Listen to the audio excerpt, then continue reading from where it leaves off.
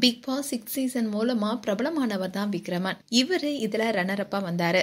இதை தொடர்ந்து பல சர்ச்சைகளை சிக்கிட்டு வந்தாரு விக்ரமன். இந்நிலையில்தான் விக்ரமன் அபார்ட்மெண்ட்ல பெண் வேடமிட்டு ஆண்களுக்கு பாலியல் தொல்லை கொடுத்ததா ஒரு வீடியோ வெளியாகி பலருமே அதிர்ச்சியில் ஆழ்த்திருக்கு. இவர் ஏற்கனவே பல வருடங்களுக்கு முன்னாடி இவர் மேல ஓரின சேர்க்கை புகாரும் வெளியானது. இதை தொடர்ந்துதான் இப்போ ஐயப்பன் தாங்கல்ல இருக்கிற பிரஸ்டீஜ் பெல்லா விஸ்டா குடியிருப்பு பகுதியில 2024 மே மந்த் வரைக்குமே விக்ரமன் அங்கதான் இருந்திருக்காரு. இந்த அபார்ட்மெண்ட்ல நைட் டைம்ல பெண் வேடமிட்டு அவர் சுத்திட்டு வந்திருக்காரு. முதல்ல அவரை பெண்ணுன்னு தான் நினைச்சிருக்காங்க. அதுக்கப்புறமா தான் பெண் வேடமிட்டு ஆண் உலா வராங்கன்னு தெரிய வந்திருக்கு. மேலும் அவரு அந்த குடியிருப்பு பகுதியில தனிமையில இருக்கிற ஆண்களுக்கு பாலியல் தொல்லை கொடுத்து வந்ததா கூறப்படுது.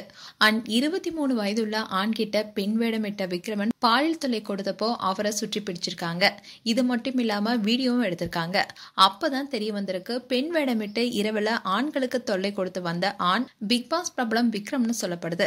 விக்ரமன் பிடிப்பட்டதுக்கு அப்புறமா அவரை குடியிருப்பு வாசிகளே விசாரிச்சு இரவோடு இரவா வெளியே அனுப்பிவிட்டதாகவும் கூறப்படுது. அதோட அந்த வீடியோ இப்போ சோசியல் மீடியால டிலீட் செய்யப்பட்டிருக்கு.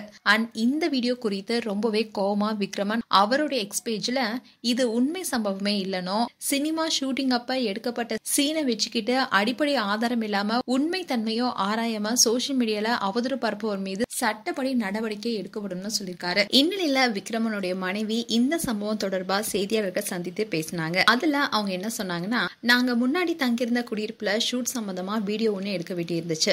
நான் வெளியூர்ல இருக்கும் போது எடுத்த வீடியோ தான் அது. நான் படம் ஒண்ணு எடுக்கிறேன், அதுல நடிக்கிறதுக்காக நான் இது மாதிரி ஒரு வீடியோவை எடுக்க சொன்னேன். ஆனா அந்த இடத்துல அவரை பார்த்தவங்க திருநங்கைன்னு நினைச்சுக்கிட்டு இவரை தாக்கியிருக்காங்க. உண்மையை சொல்ல போனா அவங்க செய்துதான் சமூக குற்றம். அவங்க மேலதான் தப்பும் இருக்கு. இந்த சம்பவம் நடந்து 6 மாதங்கள் ஆயிடுச்சு. இப்போ சம்பந்தமே இல்லாம பிரச்சனையை மாத்திருக்காங்க. அந்த வீடியோ தேவையில்லாம பகிர்ந்து அவதூறு பரப்பியிருக்காங்க. அது தொடர்பா புகார் அளிக்கதான் காவல் நிலையம் வந்திருக்கோம்னு அவங்க தெரிவிச்சிருக்காங்க. மேலும் விக்ரமன் குறித்து உங்களுடைய கருத்துக்களை கமெண்ட் செக்ஷன்ல சொல்லுங்க. இது போன்ற வீடியோஸை பார்க்க நியூஸ் தமிழ் கிளிட்ஸ் சப்ஸ்கிரைப் பண்ணுங்க. மறக்காம நோட்டிபிகேஷன் பட்டனை கிளிக் பண்ணுங்க.